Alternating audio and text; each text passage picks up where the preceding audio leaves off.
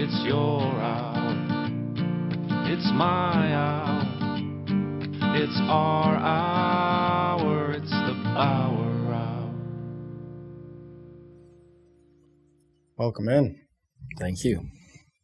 Dylan Steman. Stamkos. What other nicknames do you got? Oh, the boat. That came later. All the boat? Just the boat. The boat. Yeah. What is Later, the significance behind that? I think it went from Steman to steamer to steamboat to boat. Like Lil Yachty. It could be your rapper name. Could be. You spit any rhymes? No. Do you want to spit a rhyme? I can't. I physically can't rhyme. Could be a nice little intro for us. Different guy. We got to rack up the views here. Come on. I don't think I'm the guy. No other nicknames? No. I don't have anything. None that you can think of? Not from early years? Maybe high school? Maybe any that started with the letter J? Ah, you got to say it, not me. Jorge. I don't know. I'm forgetting. It's over my head. It's on you. I don't know. It's on you. That's on you. It's quite the nickname to get. Yeah, that was odd. But you got a pretty impressive resume. I did that. Washed up. Here I am. You're not washed up. No. Just starting. We're all just starting. Welcome in to the BauerOur Hour. I don't know. That's my intro there. Today, I guess, speaking to the listeners, we have with us Dylan Steman. Dylan and I grew up together. Dylan, we played hockey together. You transferred to Maple Grove when you were, a sophomore? Yeah, 10th grade. Yeah. Dylan went on to bigger and better things after college and played Division I hockey after graduating with a 3.99. I did. Was it a 3.99? And you might have been over a 4.0 in high school. 4.0, I think. 4.0 on the dot. Probably. I don't know, actually. Actually don't. 3.99 in college, I think it was. I had a 3.97. Okay. Remember Mario Calabria? No. Calabria's there. Why would I They were know Maple that? Grove guys. Younger or older? Year younger. If Mario's listening, he's like a genius. He got a full ride to tech, academic. Oh, wow. There's one outstate person that gets it a year to that school, and he got it. Did you ever apply? No, I went just for hockey. Okay. So I already had it covered, so I didn't do that. But he got it, so that's why he went to tech. And we were in med device class there our last year together. And we both got, I don't know, it's like an AB or whatever, the weird stupid. Oh, the pass fail or whatever. Yeah, it was like A, B, B, B. I don't know why they did that. It's like A minus or B plus. They just had one in between. That must just be for mechanical engineers or I don't whatever. know. Maybe it's that was the only class, and both together we were like, there's no way you can pass these tests. Averages are 50 in the mid 50s. Yeah. And then it just gets curves down or whatever they did. Yeah. It's just it was senior year. I didn't care at that point. I'm like, all right, whatever. Yeah, you probably I'm out of here. I'm out of here. Was it mechanical engineering? Yeah. Civil engineering? Mechanical. I did my undergrad. That was kind of a waste of money. Wasn't my money. With what you're doing now? Yeah. I did my MBA too. It was Yeah. kind of useful. Not really, but. Yeah. But Math? now you're doing real estate. Yeah. Which has nothing really to do with mechanical engineering. No. I mean, it's business. So. But mechanical engineering's not business. No. I did them both at the same school though. But you probably still work with your hands outside of, no. I mean, house personally. projects and Yeah. stuff? I mean, yeah, I'll do stuff. Or if But I'm in a nothing. building or something, I'll do maybe help in. But I think engineering, I think it's a way of thinking about the world too. So I think it's a good degree no matter what. How so? I mean, you just think about the way the Everything's world made. works. Yeah, it's a different perspective. I think it can be bad in some ways, it's analysis paralysis for a lot of people, when you get really deep into how things work. But at the same time, it is interesting to think, forget the one comedian. He always says, if I went back in the past, I don't think I could get someone to believe I was from the future. Yeah, you got these phones, you just call someone. They're like, how does it work? No idea. They're on a horse, and you're like, yeah. There'll be this thing, you just turn it on, and it just drives you. How does that work? no idea. And you think about that, like a lot of things you do, you really don't know how it works. No.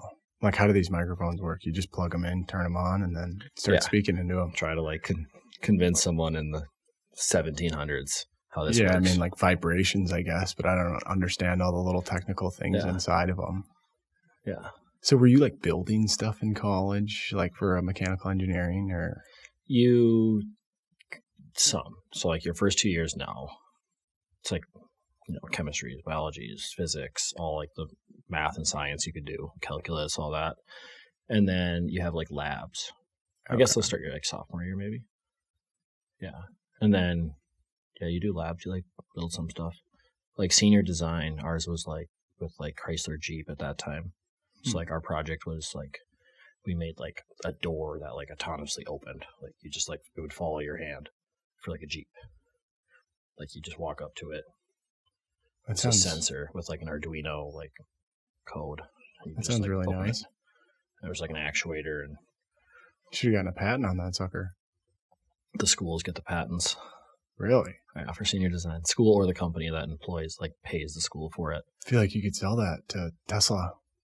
No, like it is held by like Fiat now, but like Chrysler Jeep. Oh. Like they bought it sponsor from the school? So like GM will come in and sponsor a senior design project and pay the school like $10,000 to basically have these seniors work on a project for something they think would be a good research project. So not only does the school get paid by the student to go in tuition, but then like a corporation comes in and pays them for their labor basically. Yes, schools have done pretty well. Yeah, they're minting it. But that's probably going to change. I think so. I feel like college degrees are becoming more and more worthless. Like, you need one. Engineering, doctors. Like, there's certain things. Like, plumbing, electrician. Well, that's like a trades thing. I think that's separate. Right, but it's still a degree. Yeah, I think you should just... That's like more, I guess, like trade school. You don't need all like the crap of just like your generals and stuff. I guess that's an apprenticeship in my mind. You should just go that path. Like my dad was a mason, just my family was in construction. Like just do that. You don't have to go to school for that. I guess all that math probably comes in handy. No. No? I do like... Yeah, we'll whip up like cap rates and... Yeah, some multiplication and division. Yeah, I know, but still. It's not like you're taking an integral of like... It's like calculus or anything. Yeah. You're not really doing like any of that. I don't know. You think about that. Like I talk to my wife about all the time. I think it's pointless. A lot of what you learn. Really? Yeah. Even in like if I like think about it, like thermodynamics, like when am I going to use that? Like these equations, like I don't know. Well, if you would have gone into thermodynamics, like the job field, then you probably would use it. Even, I would say there's a lot of like overlap in any, like engineering's not different. It's like being a doctor, probably the same. Like you learn about all the disciplines of that trade, and it's like you like then focus in one. Like, you're making actuators or for MTS systems, or you're at 3M doing some chemical or working on a product on a line that makes tape. Like that was one internship I did, and like it's like very specific, and like you're not doing thermodynamics, like of heat transfer or any of those stuff. But I don't know. I liked engineering when I did it. I just didn't find it to be my jam in practice. In theory, like I think it's interesting. I like thinking about the world. I like solving problems, but like that just wasn't me. You're just solving different problems now. Yeah, I wasn't doing that ever. Solving money problems. Some days. Or creating them. That too. You hope you solve more than you create. Yeah. I think that's what makes you good at your job. Hopefully. I guess I don't really know if you're good at your job or not. Neither do I. Just figuring it out every day. I don't know. Do you think mechanical engineering would have been more lucrative, or do you think real estate was kind of the way to go? Yeah, real estate. Real estate for sure. For me, I think it's probably like a lot of people in a sales-based role. Yeah. Like I have zero salary. Yeah. That's all you kill. Like you're never, if you're successful, the floor is the floor. Like it's zero. Yeah. So I guess if you're really like, if you don't do well, like engineering would be pretty gravy then. You think you'll change that ever? And try and get something a little more cushy with maybe like, you know, some sort of guarantee coming in? No. You'll just risk it for the biscuit. Keep buying real estate. I guess that'll be your passive income. Yeah. Probably just do that, yeah. Is Michigan Tech kind of like a renowned college? Like, is it like... For engineering. Really well known for engineering? For engineering. Mainly mechanical, but like chemical does pretty well. There's decent civil program, biomed. And you were there for what, 5 years? You played 2 years of juniors or 1 year? 2 years of juniors. Okay. And then, I was at 5. I did 4 in engineering, or 3.5/4. And then I did my business degree, the MBA. Yeah, you did get your year. MBA in business. Yeah. So I did my last year. So that was money well spent for sure. But, I mean, you were playing hockey, so you're obviously on a scholarship. So I don't know how the only Division reason I hockey, but I know that. Is everyone on a full scholarship, or is there there's 20 scholarships to give out to 30 kids or something? 18 fulls. Okay. But then they can do different things. Like, I don't think I took a whole. I didn't take a whole one. I didn't take a full. Because, like, my grades and, like, ACT scores and stuff like that, right. I did get a partial academic that the hockey team was basically be able to just, like, cover the rest. Okay. So they could be like, oh, you only took up 70% of our 1. Yeah. So I was a 0.7 or something, and then they can use that 0.3. And if you get like 3 guys that are all 0.7s, you get an extra scholarship, close to 1. Easy guy to keep on the team. Like, yeah, so they can do that. You need those academic guys, the GPA boosters too. Not saying you were one of them, but it's I mean, you were a captain. Were you just the last year or 2 years? I was assistant and then the captain. Okay. So, I mean, you obviously had a big role on the team. And then you went on to play professional hockey, which I was getting to earlier, but we kind of got into the nuts and bolts of engineering. Not a big part of my life, honestly. What? Nuts and bolts of engineering. I literally, I did like an internship, like consulted like barely, and then just went and played. Well, it's pretty cool. I mean, what's the percentage of people in the U.S. that have an engineering degree? Probably really small. I have no idea. I would say 1% or less, 2% maybe. Wasn't really like a thing on the hockey team either. Going to an engineering school? No, like they like the guys on the team weren't. That's what I'm saying. Engineers. You're at an engineering school. Yeah, it didn't matter. Yeah, because they're Sports recruited to play hockey. Yeah. It was mainly the degree. I just did that because like I came from like a family. I was the first person in my family to ever go to college. That's great. Like graduate college. My grandpa was military. My grandma's from Cuba. Like they met there. The other side of the family, construction. Like Steman Inc. They had a construction company. My dad was a mason. My uncle's a mason. So they were just like, my dad just didn't want me to be laying bricks. So he's like, you're going to go to school.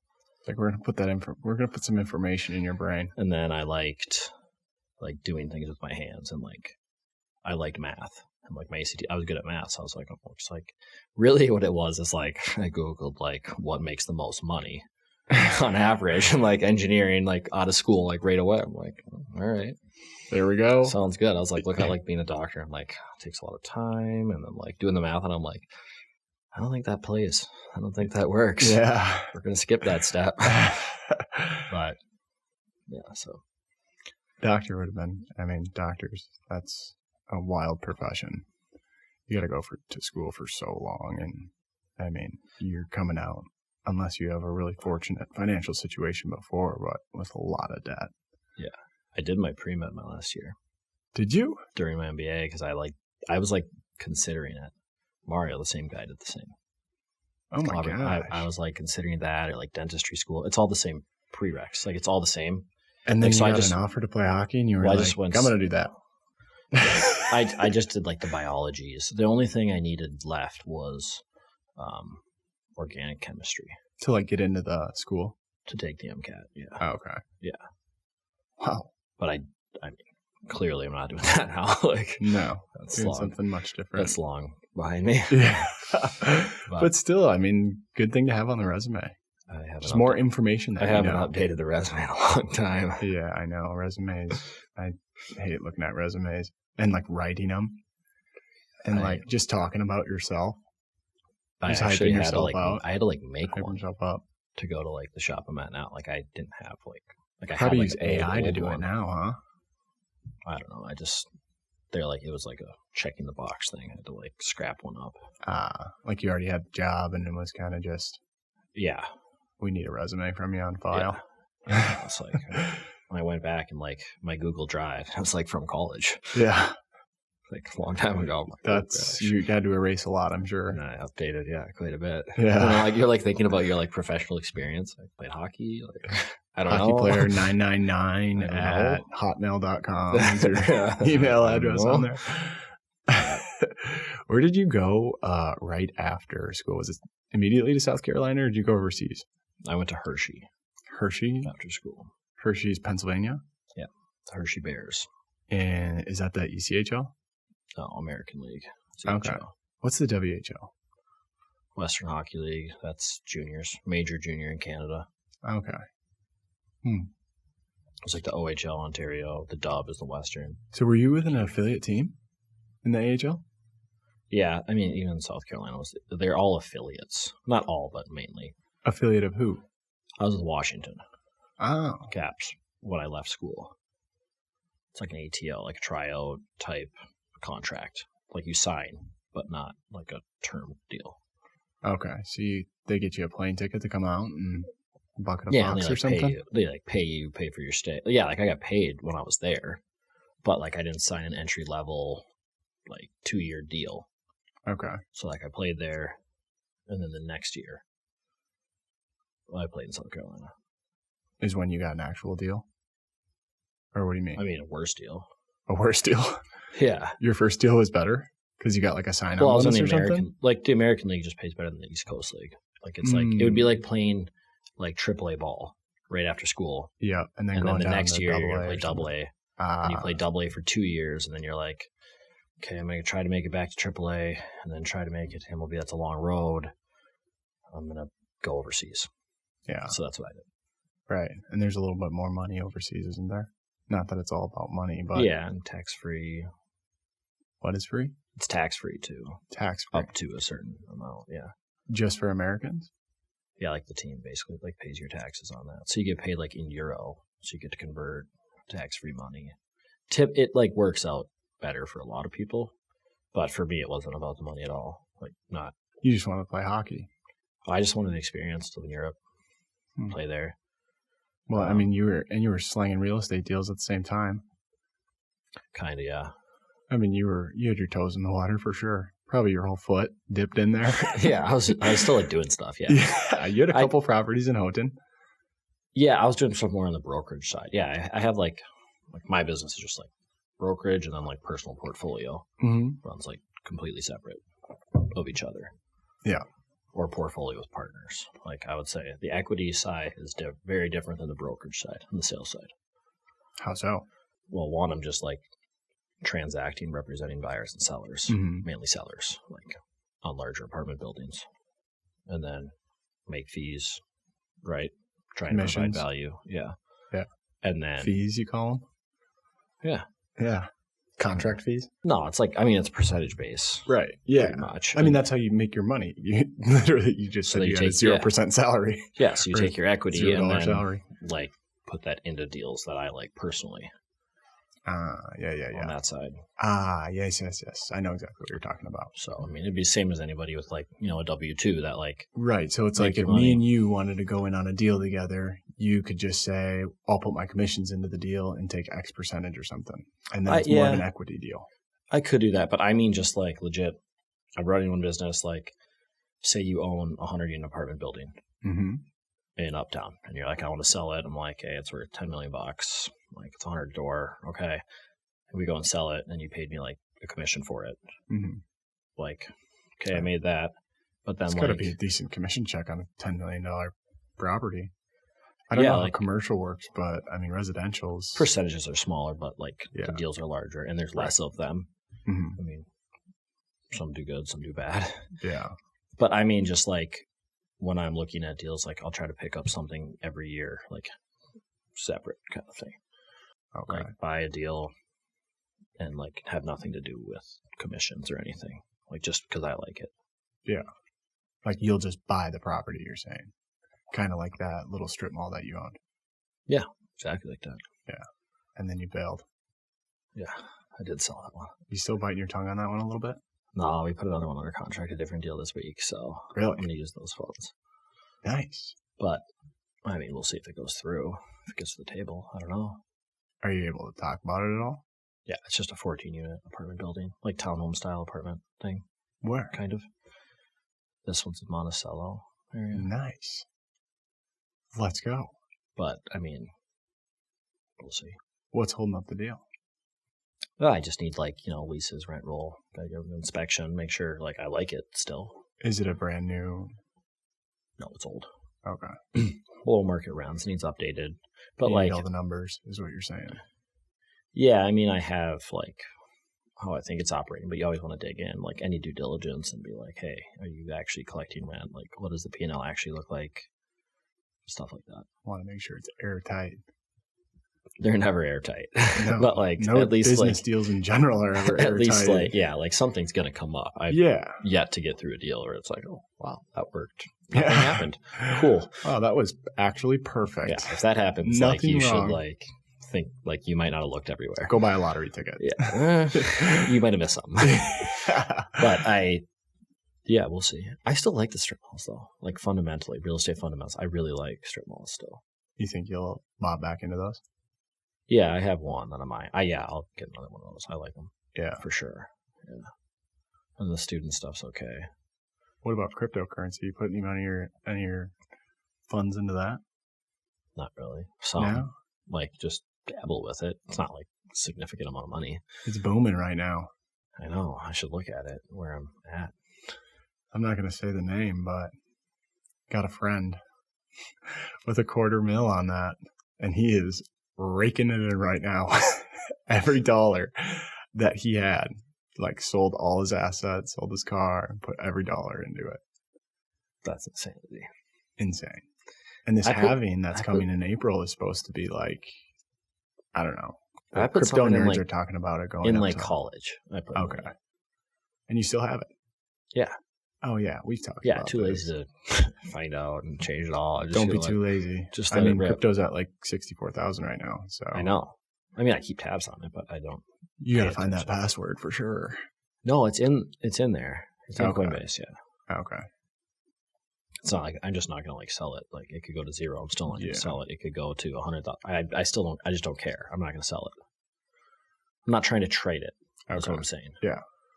Like there's certain things I think like you can. Yeah, you just don't trade, even look at it. And some things you just like let chill. Like that strip mall deal. Like I could have just never done anything, but like I traded it because I just looked at like my returns and I was like, I'm happy with this. Move that on to the next one. Yeah. And try to roll it up. Find something more stable, or roll it up as size. Yeah, buy something bigger. Yeah, take your equity. Like if you can return on equity, if you can double your money every couple of years. You know, that's a good goal. If you can double your money every couple of years in 13 months, you just keep moving it on. That's right. Like how you can grow it, because it's very hard. I think. Okay, a lot of people are like, "Oh, I want to live off my investments," right? Like that's the goal for a lot of people. Is like earn money, invest in stock market, real estate, whatever they want, something passive, where eventually that much in a dividend income, at least people should be thinking about this way, can sustain your life. And then you have like freedom, like true freedom. But like, it's like, okay, how much do you need to live off of? Like $100,000? That's not I think that, yeah, that doesn't go that far anymore. So let's just say $100,000. Yeah. A 10% return would be really good. 10% dividend. Name the stock. Try to find one that can consistently give a 10% dividend. Like that's pretty rare. A dividend? Yeah. A return? I mean, like a dividend that like gives you cash every month. Yeah. Off of that deal. Yeah, or like, I know what you're talking about. Or a money market account right now is 5.5, or a treasury. Right, or but cash there's flowing tons real of estate. stocks that are going up that more than 10%. Look at NVIDIA. They're up, what, 400% this year? 400% Are you willing since last to year? live off of that gain? I mean, I'm not in on it, so. Well, I'm just saying, like, what you should be planning for. Right. Yeah. Yeah. Like, if you could live off 10%. If you're planning for living off of $100,000, you're going to take a less risky approach. But like 10% is better than historical. It's Isn't that what the S&P average is in history? It's like 8 to 10 or something? 8 right now, probably. Okay. Right now, it might be a little bit heated. Yeah. Like, it might actually be up. But, like, that is the growth of that. But if you took it out every time you went up 10%, then you're back to where you were. You got to grow it again. I'm saying, like, in a dividend giving off, or like real estate. Like, you buy a deal, you put $100,000 in, 10% return is $10,000. Yeah. Well, if you want to live off of that income, at 10% return would be really good. Like, cash on cash, I'm not making 10% year one on a lot of deals. Right. That'd be good. You'd have to invest $1 million. Yeah. So you better go do something to make $1 million first. Right. Yeah. That's why I sell deals for other people, because I need to earn income You that way. Yeah, you got to put it on the table. Yeah, because otherwise, if you just, that's $1 million is a lot to just, like, after living expensive and everything, to invest and try to live off of that. $1 million is a lot of money. Yeah. So if you can kind of double the money in the meantime on the deals and roll them up, Right. it's probably a faster way to get there. Historically, it has been for people. So you have, I mean, it sounds like you have a strategy. On that side of it, yeah, a little bit. What about on the sales side of it? Is it just garner as many relationships as possible and keep hunting deals? No, I mean, there's a strategy there too, yeah. Like, I joined a different team. There's 3 of us now. Okay. Different shop. What sort of strategy is it? I guess. I mean, it is definitely a relationship-driven business, but join people with a track record. Like, I don't have a huge track record. I'm younger, so they have a larger track record. Mm-hmm. That helps you get deals done. I mean, Right. If you have, like I said, a 100-unit apartment building, do you want to hire the kid that it's his first time ever selling one? No. Like, probably not. Probably not at all. So I had to scratch and claw my way in. Yeah. And then now try to have some sort of track record. Right. That helps when you go to a pitch. And especially if you're working with people who are worth anywhere from $10 to $100 million. Yeah. If not more. Or I guess a little less, but I'm assuming if you're buying like 100-unit places. Yeah, a lot of them syndicate the money too, or move like different money. Like, they raise money. Right. Yeah. Real estate funds and yeah, it's like a lot of people involved. Yeah, like general partner will go take limited partner money. It was a good time. Good people. I enjoyed it. Yeah. That's the best part. That's the best part about any sport. I think, like, even going back, you could go back to high school and say the same thing. Yeah. Like, the locker room's the best part. You go to college, the locker room's the best part. You go to pro, like, locker room is still the best part. Like, it doesn't change. It changes being a job. What about like the competition from playing in Hershey in the AHL to the ECHL? Was there a big difference, or would you say it was? Because like the way that I think about it is that the AHL would be a little bit more polished hockey, where the ECHL would be more kind of like grinder guys, like that older crew, maybe a little bit more. It's like older and edgy. Younger. It's like older and younger. Okay. It's like both. Like, the middle gap is where it's not. With the AHL, like, you could kind of set it and be living pretty well, you know. Yeah. Play there from, like, say you're 22, 20 years old, leaving college early, whatever. Like, that's a grind. Right. And the AHL is typically younger than the coast, because, like, guys, if you don't make it in the AHL, you go to the coast a lot of times. I mean, so was I kind of wrong on that take? That the AHL is more polished? It definitely is. It's cleaner hockey for sure. I mean, better players, I would say, like, for sure. And then, the coast has some. I mean, it's gotten a lot better, but used to have like some guys that are like kind of goony. Yeah. Easy come, hard to leave. Right. I mean, people just don't want to hang it a lot up. More beards and elbows to the jaw. Yeah, and it can be guys that just don't want to hang it up a little bit too. Not as many half shields. A lot no, less teeth. Everybody's got to wear the shield. Oh, really? In the ECHL? I mean, everywhere it's like an age thing, grandfathered in. If you like were a certain age when you were playing, it's like the rule basically. I never played against anybody in the coast without a half on. Okay. I saw Bedard was wearing a full. Is that because he was hurt? Yeah. Jaw injury or something? Jaw or tooth or something, yeah. Oh, okay. I mean, it's still hard hockey. Like, you still play hard like in the A, because it's kind of like life. Like, no one's ever satisfied. Like, you could like. I found people were like happier in the coast than the American League, because the American League, they were like so close to being there that they were just like so stressed and like wanted it so bad.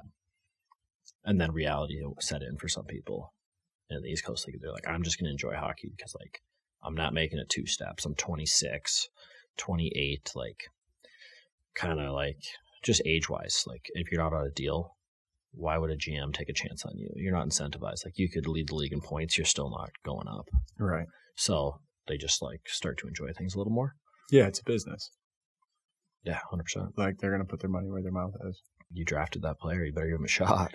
Yeah, and if you signed him for $1 million versus the guy you bought a plane ticket for that came to try out, was there ever like a moment in the AHL or the ECHL, I guess, where you were like, I think I have a shot to play in the NHL? Like you play in those leagues because you think you have a shot, right? Yeah, I mean, for me, I kind of knew I had like a lot of injury trouble. I had like 5 concussions. I had sports surgery, 2 wrist surgeries. Mm-hmm. So like in college after freshman year, I was supposed to go to wild camp. Had surgery. And then the next year, concussion. Missed 9 months straight. Like missed camp again. Then the next year, had an okay year. And then by then I'm like kind of old. Mm-hmm. Like in reality, like you're like 20-something. If you haven't been to camp, sports. like you're older. Yeah. And then coming out of school, like I knew I'd get a shot to play in the American League. And yeah, I mean, going into it, I definitely think thought it was a possibility, yeah. Or I wouldn't have done it. I didn't play for fun. Like I wasn't someone that was just going to hang out forever. That's why I was like pretty in and out of pro hockey. Mm-hmm. Like I played 4 years pro. Not like, it's not like a cup of coffee, but kind of like it's not that long. It's not like I was really like pushing for it. Because like my last year was Europe. Like that was like my farewell tour to the game. Like I just was enjoying myself. Yeah. I never got to study abroad. I never got to go do that stuff. Like everybody just hanging out. I was like grinding. So I was like, I earned it. I'm going to go play. Like they're going to pay me to go play. I'm going to go do it. And where'd you play in? Denmark. Yeah. What league is that? Metal Ligaen. Just the Danish pro league. Okay. And top Danish league. Was that way different than American hockey? Yeah, I mean, it's softer, bigger ice. You playing on Olympic sheets all the time? Yeah, Olympic sheets. Okay. Really good skaters there, actually. Okay. I mean, bigger ice. You got to be a good skater. Not a lot of hitting. Not very physical. You could kind of bully guys over there a little bit. You bullied people? Like, I mean, I was a very skilled kind of grinder. But you were always a grinder. I was going to bring that up. Like, yeah, so I kind of grinded my way. But you were my also way. skilled. But your skills came from your work ethic. Yeah, but you could put up like 70, 80 points in high school. Right. Yeah, and then in junior, 30, 40, and then college, like 20 to 30. But like, it's not like I'm going to play. I wasn't ever going to play first line or on the power play in the NHL. It's a different skill set than I had. Right. So you need to know that and be a grinder. And you can grind your way like a lot of places. You got all your teeth. So did you ever get in any fights? These two are fake. The whole tooth or just partial tooth? Half. Like it's like triangle. So someone like an elbow cleaned your clock, or did someone give you an elbow a right hook? at 18 in juniors? And then they stayed since. It'll start to discolor a little bit. I have a half tooth that's fake too. I hit myself in the face with a baseball bat. I've replaced it like 3 times now. Oh, you have? Did it fall out? Yeah, or chips. Yeah, the colors did too. It's multiple B1. times. I've done it enough that I know the color. Yeah. I go to the dentist. I'm like, it's B1. Just like put it back on. Yeah. So put that on there. Did you ever get in a fight? Yeah, a couple of year. Couple of year? Yeah, in juniors, a couple of year, and then in pro, like never in Denmark. Didn't fight the American League. In probably like 4 in South Carolina, maybe. Okay. In 2 years, 3 maybe, 3 or 4. 4 now. And then 0-4, 1-3, 2-2. What's your world boxing record? I don't know. I think you can like look it up. Really? Yeah. Jamie, look. I got actually. Yeah, seriously. Jamie, get on that. I got like pumped. I got jumped like my first week in juniors. Jumped? Like I ran the goalie pretty much. Like going to the net hard. Grinding. Yeah, I was going to the net, got like hit into the goalie, hit him pretty hard. Yeah. And like I get up and I'm getting hit. Like gloves are off and I have my gloves on. I'm like, well, this isn't good. Yeah. Like try to get them off. He's good. Try and wrap up a little bit. Put their jersey in front of their face. Yeah. No, you just protect as much as possible. Get the shield down, tuck and go like that so they hit helmet and just put your head back and you'll be fine. Yeah. I mean, if you try to like go for it, you can get caught. But in a hockey fight, you can like hide pretty well. If you wanted to, you can get away with it. And then, yeah, I won a couple. Like probably tied a couple. What constitutes a hockey fight win? Getting them on the ground? Because like some of them, or just like, that's what I mean. Like some are just like kind of a wash. Right. So many. I would say like 75% of them are, especially in the NHL. Like one, they break them up so early. Like if someone leaves the ice bleeding, like you'd think you won that one maybe. Yeah, for sure. And you're not bleeding? Yeah. Yeah, that's a win. Yeah. Absolutely. So I had one win for sure. Or if you end on top and then you get pulled off. I would say that's a dub. Yeah, unless like, I don't know. It's kind of weird. Like some guys are just getting pumped and they like tackle the guy. It's like, okay, like you didn't really win the fight, but I don't know. It's kind of leaving the game, but it has its place too. Oh, it's going to stay. It's got to stay. It's like one of the coolest parts of Laura hockey. and I, we went to the Maple Grove game last night. Uh-huh. Section final game. I hadn't been to a game all year. And I was like, I'm going to go watch them. And they're like number one in state, aren't they? No, they were like 8 going in. They played terrible. Like they lost. Not going to state. No, first time in a while, I think. Ouch. But I was just like watching like after this, like everybody just like cross-checking, like stick to the face kind of stuff. Bush League. And you're like, you like realize like if you were in pro with and someone could fight you, like you wouldn't go do that unless you were willing to like drop your gloves and fight them. Right. Like, and so it just takes that out of the game, like stupid hits. Yeah. Well, high school kids are, not fully developed. Yeah. I wasn't, so. Yeah. But neither was I. Yeah. I enjoyed it over there. Yeah. I mean, South Carolina too is the best place ever to live. Oh, it's amazing. Like Charleston was my favorite city still. It's so beautiful. I loved it there. And it's got like that old town vibe. Like the architecture is amazing. There's so much history. Yeah. The weather is gorgeous. The beaches are. I love South Carolina. Yeah. We were like spoiled there too. Like had good living situations. It seemed like you were golfing like every day there. Like we had like multiple memberships, and then Nice. we were only the only pro sports team in town too. Even though it was minors, it's not like Charlotte. Like you were like the only show in town. So like if you wanted to go get on Country Club of Charleston, like someone would let you on. So you get kind of spoiled by that. Or like the Ocean Course, like I don't know. It's just like it's like a small town. Yeah. It's a city, but it's a small town. Like the community a bit. So that was nice. Probably get decent pulls for fans though. It was decent. 4,000 or 5,000? Yeah, I'd think maybe a little more some night. Like I want to say the rink held like 12. Okay. So it wouldn't like fill that often though. But Hershey filled a lot. Denmark was really good actually. Where I was there. That was like a fun fan base. Because I mean that's their NHL. That's their top league, yeah. Yeah. I mean they still watch the NHL over there. For sure, but not when they're gonna go to a hockey game, they're going to yeah. And that's like a big sport there. Like massive. Yeah. That's their sport. We were good too. We won it, so that was like that helps. Yeah. Like anytime you're winning, that helps. Winning's fun for sure.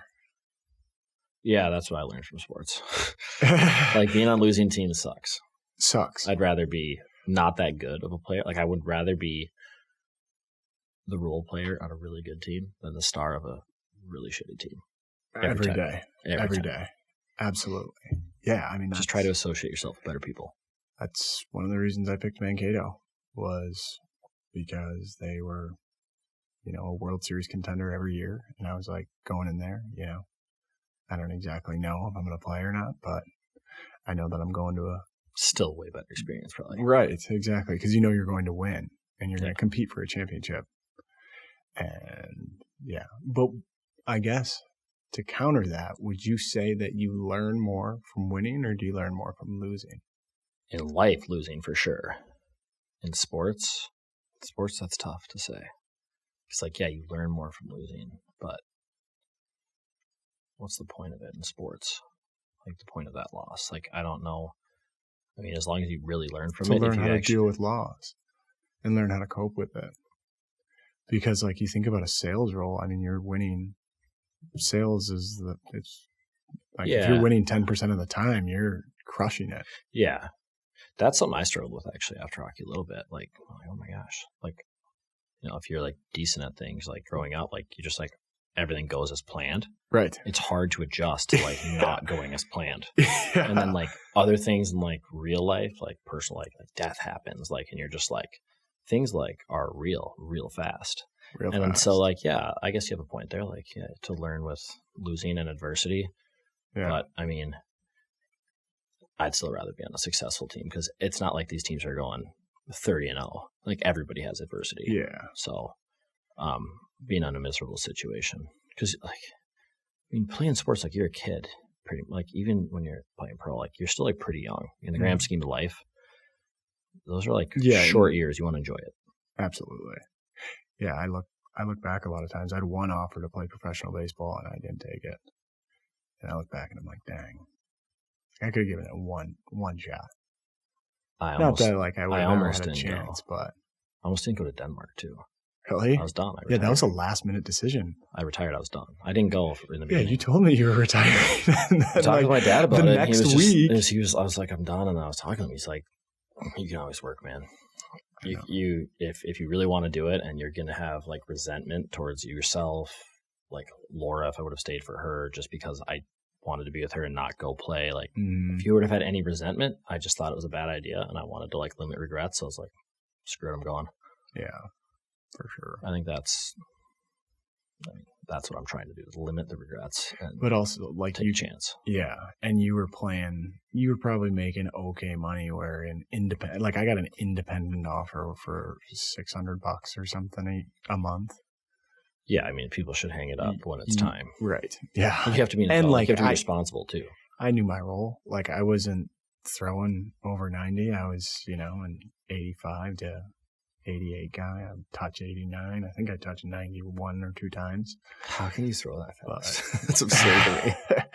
My shoulder just hurts thinking about that. I've thrown a lot of baseballs in my life. Oh my gosh. There's too many shoulder separations. I just think that would be. I mean, think about Ohtani. Like he throws 100 miles an hour and then he just hits nukes. Like it's insane. And he got a $1 billion deal. I think it was $1 billion, wasn't it? Or 700 million or something? I'm forgetting now. It was something absurd. And he's only getting $2 million for the next like 10 years, and then he gets like a huge lump sum. That was a smart decision. Cali, see ya. Yeah. They'll try to do something about it, but I don't think they're going to get it done. They'll try and renegotiate or something. Yeah. But like California might try to go after him. I mean, I would assume. You think so? How would they? He's going to move to Texas and lock that up. Yeah, so probably put it one there. I don't know. Put all the money over in a bank account in Jamaica or something. Yeah, or some island, Puerto Rico. Go back to Japan or something. Is that where he's from? And then take the money while there. Yeah, that's what I do. For sure. Set your family up for generations. Yeah, California's not going to get you in Japan. See you later. Yeah. I mean, it's fair game. Yeah, it's pretty ridiculous. There is a crazy gap in sports money. Like the difference between that contract in baseball and then like the highest contract in hockey. Yeah. Ever. I don't know what the highest contract in hockey is, but I'm assuming it's 100 to 200 million. No, I mean, like a 10-year deal. Yeah, your top guys are making 10 to 15 million bucks, right, a year. Yeah, but compared to the 70 million that Ohtani's getting, no salary cap. That's a large gap. There's no cap. It's a good gig. Would you say that your lifestyle changes drastically, making, say, from 15 million to 70 million? No? Probably not, no. I mean, you can do some really stupid stuff then, but... I would say if you have $70 million, you own a jet. I would say if you have $15 million, you probably rent jets. Yeah, probably. That'd be the biggest difference. But, yeah. I think in sports it's different. It's crazy, like sport to sport, because like your average NFL player, I think they might make less than your average NHL player because there's so many of them. But like think about the NBA, there's like 5 guys. I know. They're going to make so much money. It's the same stadium. Like it's the same arena compared to like a hockey rink. Like it's literally the same size, and there's like 1/4 of the guys that need to get paid. Right. You're going to make more money. Same TV contract, bigger TV contracts. It's so odd that there's so much money in baseball because I feel like it's and this is probably going to sound bad coming from a baseball player, but kind of a dying sport. It's coming back a little bit, I think. Do you think they're really that profitable, the teams? Or do you think the ownership is just pumps money in? I know that the Twins make money. I mean, Jack said it in the sauna. Yeah. I think when we were there. And I was like, I was surprised by that. But if you're charging $15 for a beer, I guess there's a lot of beers. A lot of seats there. Yeah. Yeah, I mean, they house 30, hope they do. 40,000. Pull that same people I work for, technically. Yeah. Hope you guys are making money. Keep going. Keep it going, guys. Yeah. Should have saunaed before this. I hit one last night, but I didn't sauna like all week because I was kind of sick. So last night was the first one, and it was pretty chill sauna. Had the neighbors over, and it was nice. I got this new wood though, and it's not the greatest wood. The wood matters so much. Is it too quick of a burn? Like, is it light? Can you tell, or is it like? No, I think it's not dried out enough, or maybe it's too muddy, or But they said it was dried for a year, and it was like $125 for a half cord compared to get back out to Hanover and load up another truck full. $125 isn't that bad for a half cord. No, I don't think. I mean, that saves me a lot of time. I don't have to chop, and I don't have to split. Where, I mean, the first one that I did was a drop off. I'm pretty sure it was a half cord for like $500, but the wood was really good. Yeah. So, I don't know. I got to find that sweet spot where like it's, the wood you want. Because now it's like hard to start up, takes longer, which is like a lot of times I'll feed the kids and then I'll go start it. So if I'm out there for like 20 minutes, I'm not going to leave my 3-year-old and my 1-year-old inside by themselves. I guess I was thinking like earlier when I asked you about going to something more stable, I was thinking down the lines of like if you ever have kids or if you're ever, are you thinking that? Do you guys ever talk about that? Yeah, in the next couple of years for sure. Yeah, but I mean, it's kind of on her time, right? Like whenever she's ready. Yeah, I guess. I think it's kind of up to the woman. I think like the stability it's thing. Their body. Like, I just think like, I don't know. I just have the confidence, I guess, that my bottom will be where the top would have been in that stable position. Either way, like I'm gonna figure it out. I'm not. Figure it out. I guess I'm just not like. I'm not like kind of like always concerned about it. Actually, I think that's what like keeps me driving. Yeah, it's like I never. Like I guess the 9 to 5, yeah, I could be envious sometimes to like shut it off. Like people shut it off. Like I just don't.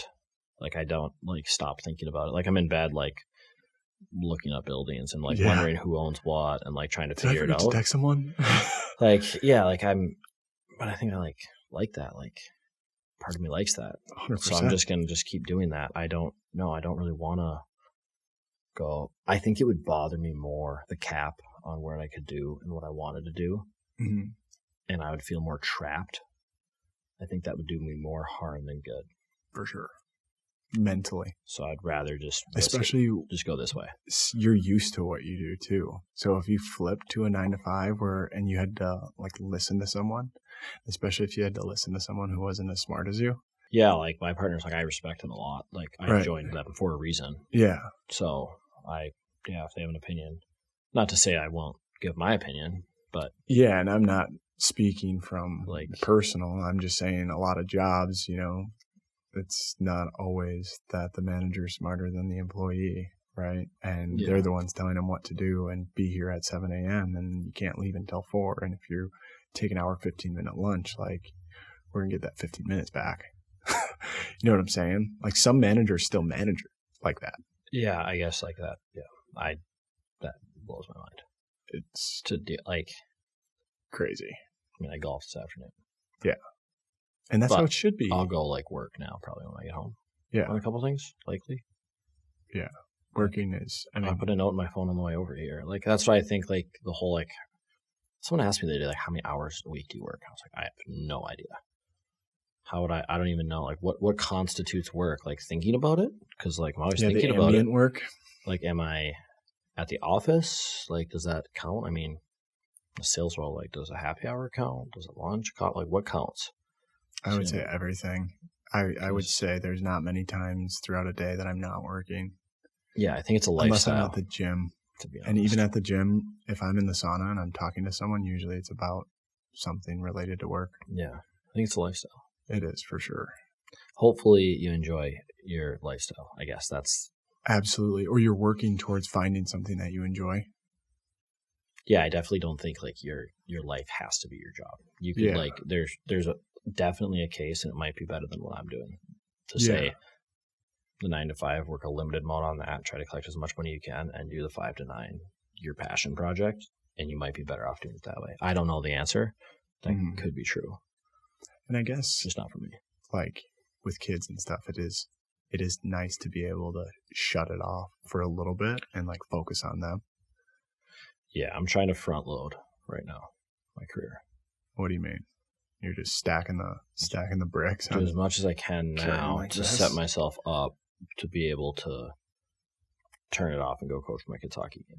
Yeah, for sure. And have the comfort to do that. Yeah. Be able to do that. There's like one mentor of mine. I'm actually going to his place in Hawaii in a couple of weeks. We're going on a trip there. And I was amazed. I was wondering what this guy did. You know, I played hockey with his son at Michigan Tech, and he played at Tech too. And I looked up on the wall, and like the Hall of Fame is his name above it. I'm like, who is this guy? Like, we got to be good friends, and like he never missed a game. His college kid, his kid played in college, never once. Alaska, he was there. Didn't matter where we played. That's so what sweet. did this guy do? But he was also a workaholic, but just like found a way. And I kind of I always respected that. I was like, that's really cool. I wish, like, hopefully I can put myself in a position to do that at some point in time. I mean, you just got to make it work, right? Yeah. Like you should be able to do whatever you want to do, and then work should be able to work around it. And if it can't, time to find something else, I guess. Yeah. It is hard though, because you get like going down a path of a career. Yeah. Like it's really hard to pivot. I mean, we're getting to an age where like if you've never done anything else, like I probably wouldn't be the best at just going back to engineering now. Like I'd have to like start over. Probably not as much as you think. I don't think the learning curve is as crazy as people anticipate. I think like the thought of it, yes, and like the thought of going through an interview process and trying to learn a new job, but you would pick it up very quickly, I think. I think that, maybe people like I have no interest in a job. It's more of like a career and a lifestyle. Right. Is what I want to chase. I think that might just be different. Chase a lifestyle. What do you want your life to look like? Yeah. Like I love doing this on Friday nights. Like this is my jam, Yeah, you don't want to go to the bar? No. No. None in 2024. No? Maybe none ever. I don't know. None of that I just stuff. finished my dry February. Oh, really? Today's March 1st. I thought, did you do a dry January too? No, because we went to Cabo, so I wanted to be like margarita. Yeah. Wow. So are you going to... But then I got sick, and I didn't drink there anyways, so... You want a beer? Could work. No, I'm good. You can have a solo beer on here. Oh, good. Yeah, I had a beer golf meeting today. Oh, and then at dinner I was like, yeah, it doesn't make a difference. You're not missing anything. Yeah, no, I don't think so. And it doesn't affect any relationships that I have or like no one cares.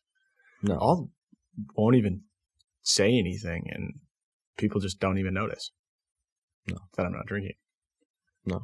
So I mean, there's a lot of people now too. They got a lot of like NAs out there now too. Yeah, and I haven't even noticed that. Thought about dabbling into that. There's a couple that aren't terrible. Just I tried because a couple. of like, I don't know. I'd rather have like a Sprite. Yeah, see, I don't like pop, so. Probably haven't had Unless one it's in a over while. here. Or a Pepsi Zero. Stuff is fire. Oh, see, that doesn't do it for me. Shout out to Sprite or Pepsi Zero if you're looking to sponsor a podcast. This is the answer. Yeah. Awesome. Yeah, still working on that. If you know how to sell sponsorships, you should teach me. I'm not good at that. Yeah. I'm not a social media or podcast or any media guru. Social media is tough. It's hard to figure out how it all works. I think a lot of it derives from authenticity and kind of like, being yourself, but also having kind of like a funny twist. Because people, who doesn't enjoy laughing? Yeah. I told myself I'm going to do it. Yeah. And you should. Like on the real estate stuff. You should. Twitter. There's like a or X, whatever it is now. That's a good platform to do it on. It is pretty big for a lot of guys. They do really well. I bet. I love like Strip Mall guy. I don't know if you know who he is, but go on there and search him. Hot takes, and they're really good. Like, yeah, right on. And I think you can like learn a lot from it. And it's like kind of a community thing. People like doing it. So I was like, I'll hop on. So I'm going to start doing that. Yeah. And like, I feel like that's kind of your lane. You do like kind of got to hone in on, I feel like, focus on one platform and then, you know, veer into other platforms as you see growth in one. And if you're not seeing growth in one, then it's probably time to pivot to another platform and try that out. It's just like you want to be like, you know, putting out the content, not just absorbing it and scrolling, right? Absolutely. And like, it also like, it just takes time to do that stuff. And like a lot of time. It's like work to me. Like it's not like I value and I don't find that to be like fun. Yeah. Like sitting and posting. It is kind of fun though. Like when you're putting a video together, like it is kind of fun to work on it. I know, but then I could be doing so many other things that I really enjoy doing. So you got to see the value in the eyeballs that are seeing it. Like if you're getting 2,000 to 5,000 to 10,000, 20,000, whatever, however many people watching, like that's a lot of eyeballs. Yeah. You know, and that's a lot of people that are, you know, recognizing your brand or interested. Yeah. Or I mean the recognition. People have to see things on average 7 times before they either watch it or purchase it. So like there is an art to just continually putting new stuff out there. Yeah. And that's part of it too. Like, I mean, from like a sales brokerage perspective, like I could send every time I close a deal, it goes to an email list, right? Yeah. It's just that same touch point thing you're just saying. But like, there's an argument to like, what if you had 100,000 people reading a tweet? Like, that's a lot of touch points. Mm-hmm. It could be like a couple clients. Like it actually could. Like it's just touch points. Even if 100 people see it, that could be one client. Yeah, it's just touch points. Yeah, and really, it's about just like adding value too. Absolutely, that's kind of the most important thing. And like enjoying life. Yeah, that too. If like people shoot the shit on there, and like it's pretty funny.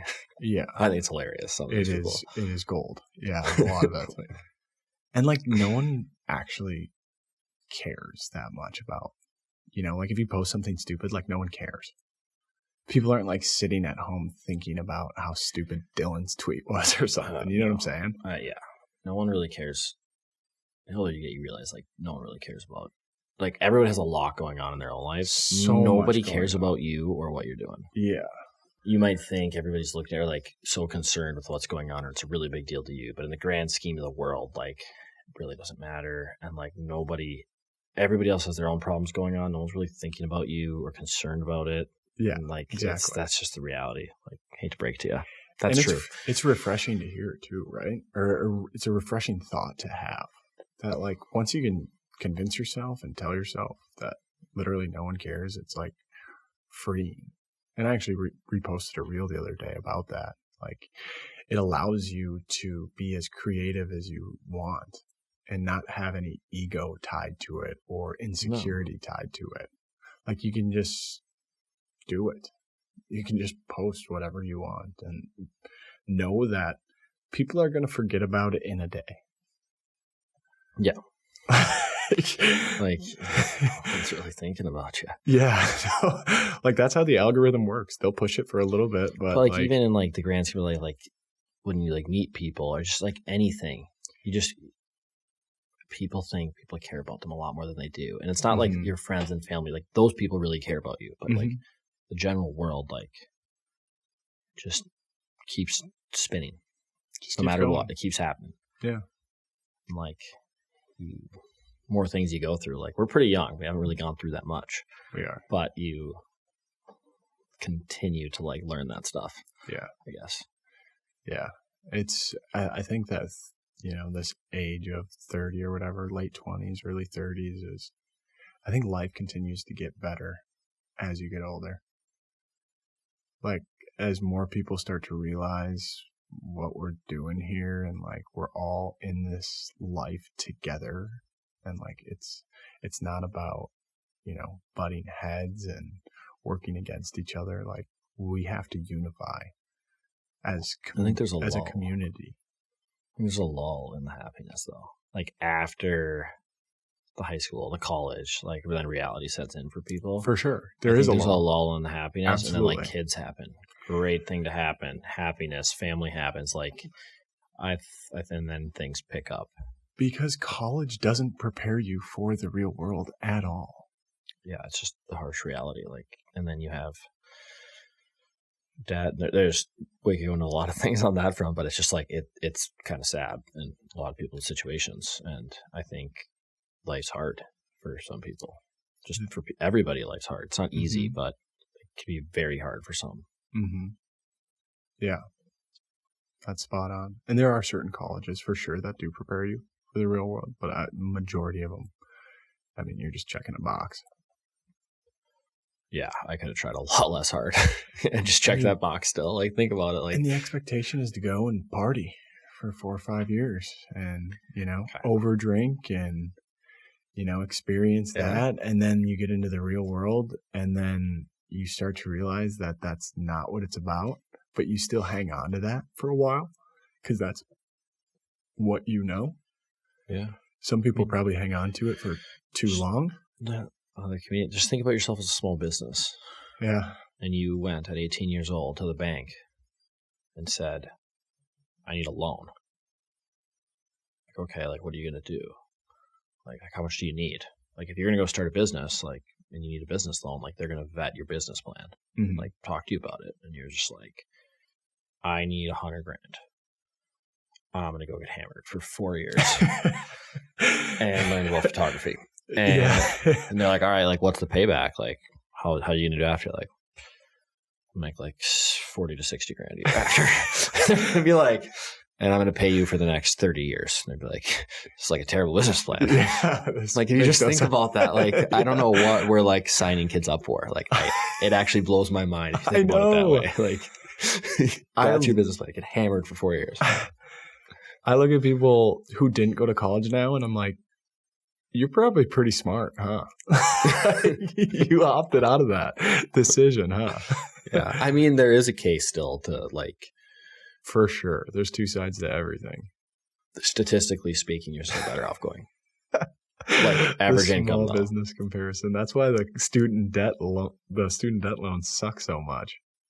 Yeah, because it's bullshit. Like it sucks. Yeah. But I will say, like, your average wealth is like, not being some financial advisor here, but is higher if you went to, sure. Like, yeah. if you're college but there's educated. A lot of, on average, you're better off college educated. There's a lot of communities that are probably bringing that statistic down as well. True, yeah. Like a lot of people would be fine not going to. They just don't get the opportunity if they didn't go. Yeah. I think like it's a lack of opportunity. Like you have to go. It's a standard. It's expected. Mm-hmm. Like even though I don't use it, I think I would have to have pretty sure I have to have an undergrad. Yeah. So like to have the job that I have, I'm pretty sure I have to too. Yeah. Unless I had like a crazy amount of work, like 10 years in so there you go. Sales gig. Like, so to get to that opportunity, you needed to do that. And that was worth that investment. Mm-hmm. I guess. Yeah. I guess you don't have to go into a huge debt for it, but. Well, if there's any kids listening, I guess. Learn a trade. Yeah, learn a trade. Learn a trade. They're charging a lot right now. I would say, like, really think about what you want your life to look like and then try and choose a career that aligns with it. Like, what do you want every day to look like? And then figure out your career once you know what you want your day to look like. Choose a career. And that's kind of like what you were talking about with like, it's more of choosing a lifestyle. Yeah, for me, for sure. Yeah. I think that, people should think about that more. Yeah. Going into it and not just do what I did and look up what job makes the most if you're out of college and then you don't end up doing it anyways. But you, like, I got lucky. I kind of got lucky. I literally like cold called my way into this. Like I got very lucky. Oh, really? Yeah. The whole reason I got into real estate is COVID. I was playing and our season got canceled. I was only playing pro and our season got canceled in March or whatever. And I had to fly back. I didn't have okay. Or I got my car and drove back home. I was like, I was going to be a med sales at Stryker. I knew I wasn't going to do engineering. After I got my MBA, I was done with that. Mhm. And I was like, okay, well, elective surgeries, hips and knees are on hold right now. Like the world's shut down. Yeah. And I had bought one deal prior, like some student housing stuff that I still have. Mm-hmm. I'd bought that. I was like, I'm just going to like get my real estate license, get into real estate. I didn't really know what I was doing. Hooked up, got into real estate, picked a street with like multifamily investment properties, like started cold calling. And like 7 days in, I got a listing. I called like the mentor at the time. I'm like, hey, what do I do? And like listed, it was like 8 units or something. Sold them. Got a check that was like, I was like, looks like I'm not going back to engineering. Like, Not going back to hockey either. picked up the phone and just like kept calling. I'm like, Yeah. okay, I'm just gonna do this. No That's way. how I got into it. Yeah. And then was it after that you got affiliated with someone? Or Like a company? technically, I was already under a brokerage. It was called MRG. That one. It's like a small. Is that like a mom and pop brokerage shop. that like anyone could get under? Or No. So I had, because I own some stuff in Houghton, which is actually like a small world. My cousin was living at a place at St. Thomas that was owned by a couple of younger guys. Mhm. And my mom's like, oh, you should like talk to these guys. They seem like they do what you do, like buy rentals and stuff and like do stuff. I'm like, oh yeah. So we grabbed lunch and like, it was like, oh yeah, they're like, if you ever want to hang your license somewhere, it's like a year prior, just like this guy lets us hang it here. Like, cause you have to hang your license under a brokerage. I'm like, okay. So I called them and they made the introduction, drove around the truck with the guy. He's like, this is what I do on my day to day. I'm like, okay. He's like, you just pay this split off the top to me and you hang your license here. I'm like, Perfect. what do I get? He's like, an email and like a CRM we use. I'm like, okay, cool. No way. And then you can just do any deal you want. Yeah. That's Once you have a real unreal. estate license, yeah. You can. No health insurance, obviously. No, Or I you like gotta hold your no own? anything. Yeah, I still don't know. I use Laura. Oh, She's yeah. a teacher, so Yeah, it's a good gig for us at that. for sure. But at that time, I was still on like the hockey stuff because I had it all through that. Like we had great help. Oh, okay. Like there's a union. Like there's a Professional Hockey Players Association. There's a Okay. union. Is there a baseball union? No. Probably should be. So there's a minors like I don't union think in so, at hockey, least. and that helps quite a bit. So I I had all bet. that, and then yeah, that's how I got into it from the brokerage side. Wow. And I literally thought I was going to do it like what you were saying, like roll fees in. I was like, oh, I'm going to like be a broker so then I can find the best deals to invest in myself. And then I realized like, oh, you can just buy every deal you see. Like I don't have the money to do it. I need to like go sell these deals. So then I went and started selling them. And then now I don't buy any of the deals I sell. Really? No, it's like a different ball game. Yeah. Like I don't have the money. I'm not going to buy that. Well, yeah. If you're 40 like yeah, I'm not buying that. no. I just stick to, and it's like conflict of interest a little bit. I like to kind of like separate, I'm not going to Do the deal piss and my own kinda, sandbox. Like Yeah. that's like I'm representing clients here. That's like why the strip mall thing was interesting to me. right. Because I'm like doing multifamily sales and then buy a strip mall. No one cares if I do that. Mhm. Buy deals in Houghton, buy student housing up there. Are you still going to do student housing? Well, I mean, I'm not selling it up there. I sold one deal up there, but keeping most of them. Student housing freaks me out a little bit. The St. Thomas ones aren't as good, but there are a couple there that are. Houghton may be okay too because it's a bunch of engineers. Yeah, those have done like the best I've had. Yeah. Deals, like for sure. Yeah. I also got lucky on the first one, like so lucky. What do you mean? I literally sent out letters to every person that was zoned student, like a rental that had a rental license in the city of Houghton. I sent a letter saying I wanted to buy your property, basically. And Grinder. the equipment manager and myself partnered. We didn't have any money though. And I get this old guy that's like, yeah, I'll sell it to you. And I got it down to $80,000 for a 4-bed, 2-bath. Oh, wow. For like, and rent for like $1,200 or something. No, I rented for like $800, I think. Something really cheap. $800 for a 4-bed, like $250 a person, maybe $1,000. And like, we didn't like have, like, I couldn't get a loan. Like, this was right out of school. I didn't have any money. I had like scholarship money still. That's it. was playing the minors. So then I got to give us we scraped together $2,500 each, 5,000 down, seller finance the rest of the note at 4%. And then it took me I moved rents right away to I doubled them the next year because student rentals turn every year. So if you know you're under market, you can be smart there. And then did siding roof, refied it from 80 to 145 or something. Pulled it all. And then we bought 7 more. And we just kept doing it. Is called the BauerOur method. Yeah. And I was into the bigger pockets, shit like that. At first, right? Because you're how to buy deals with no money down and do all this. Yeah. And then you realize it works. Kind of. I wouldn't recommend just doing that.